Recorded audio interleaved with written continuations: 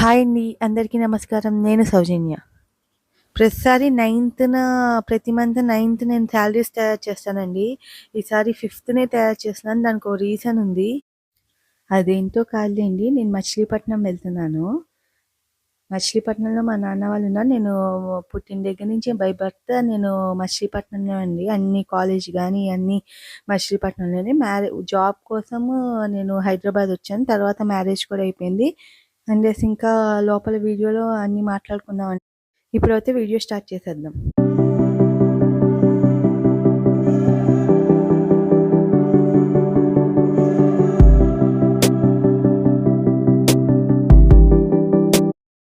మీ అందరికీ తెలిసినట్టే మాకు textile industry ఉందండి. సో, ఎవ్రీ మంత్ 10థ్ మేము శాలరీస్ ఇస్తాము. సో, బందర్ వెళ్తున్నాం కాబట్టి నేనింకా ఫస్టే శాలరీస్ అవన్నీ ప్రిపేర్ చేసేసి శాలరీస్ అప్‌లోడ్ చేసేస్తే మా హస్బెండ్ ఇచ్చేస్తా అన్నారు అందరికీ. సో, ఆ వర్క్ మొత్తం కంప్లీట్ చేసేసుకున్నానండి. తర్వాత కొంచెం పోచంపల్లి ప్రొడక్ట్స్‌ని డిస్‌ప్లే చేయాలి, వీడియో రికార్డ్ చేసుకోవాలి అంటే మా అత్తయ్య హెల్ప్‌తో నేను రికార్డ్ చేసేసుకుంటున్నాను మొత్తం. మా ఫ్యాక్టరీ స్టార్ట్ అయ్యి 10 ఇయర్స్ అయిన సందర్భంగా మేము ఫార్వర్డ్ ఇంటిగ్రేషన్ స్టెప్ కింద మేము పోచంపల్లి బిజినెస్ కూడా స్టార్ట్ చేశామండి. అంటే యాక్చువల్‌గా అక్కడ వర్కర్స్ వచ్చి మాకు హెల్ప్ అడిగారు మాతో. సో, అది మేము వర్కర్స్‌ని ఆప్ట్ చేసుకొని మేము పోచంపల్లి బెడ్‌షీట్స్‌ని అన్నీ తయారు చేసినామండి. 100% కాటన్. అవి మన దారంతోనే తయారవుతాయి. నేను సింగిల్ కార్డ్ బెడ్‌షీట్స్, శారీస్ అనేవి ఒక ఫుల్ వీడియో చేసి నేను అప్‌లోడ్ చేశానండి. సో, మీరు ఒకసారి వెళ్లి చెక్ చేసుకోండి నా ఛానెల్‌లో. మీరు ఆర్డర్స్ చేసుకోవాలంటే మా ఇన్‌స్టాగ్రామ్ పేజ్ ద్వారా గానీ, మా వాట్సాప్ నంబర్ ద్వారా గానీ మమ్మల్ని కాంటాక్ట్ అవ్వచ్చు. సో, మొత్తం స్టాక్ గురించి నేను మొత్తం రాసేసుకుంటున్నాను.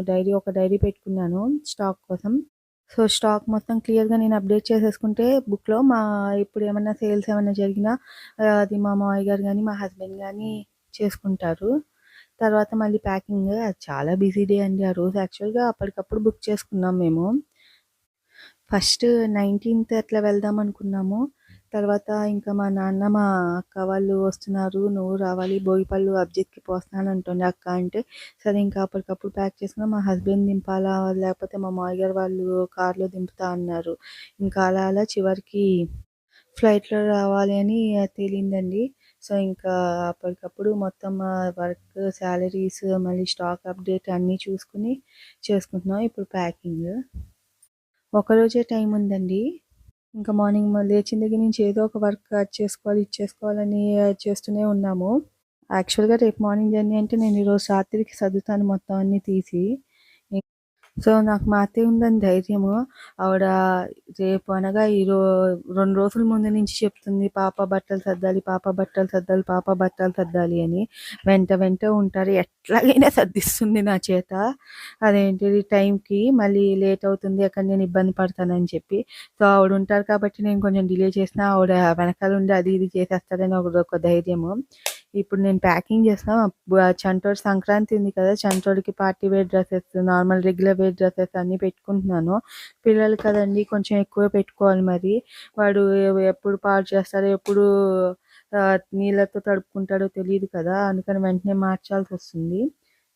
సో, వాడివి ఫస్ట్ అన్నీ రెడీ పెట్టేసుకొని, తర్వాత నావి కూడా రెడీ చేసుకుంటున్నాను. ఫ్లైట్ జర్నీలో మెయిన్ వచ్చే ప్రాబ్లమ్ ఏంటంటే లగేజ్ అండి. వాళ్ళు పిల్లలకి తీసుకుంటారు గానీ టికెట్, కానీ లగేజ్‌కి మటుకు ఏమి ఇవ్వరు.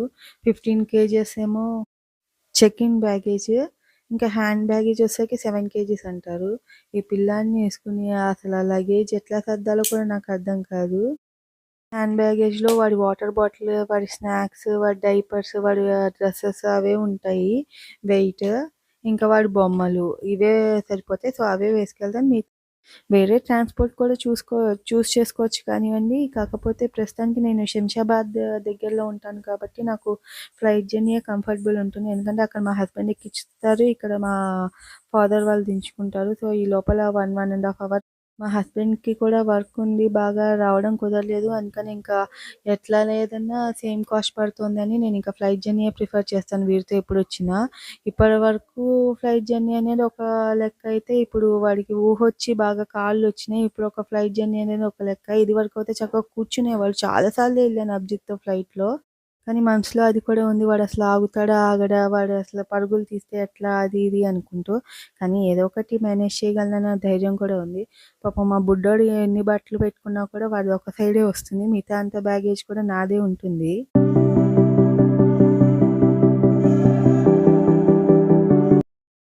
మొత్తం అన్నీ సర్దుకున్నాక అభిజిత్ డైపర్స్ కూడా పెట్టేస్తున్నానండి. ఇప్పుడంతా పెట్టేసాక మళ్ళీ ఒకసారి వెయిట్ చెక్ చేయించుకోవాలి.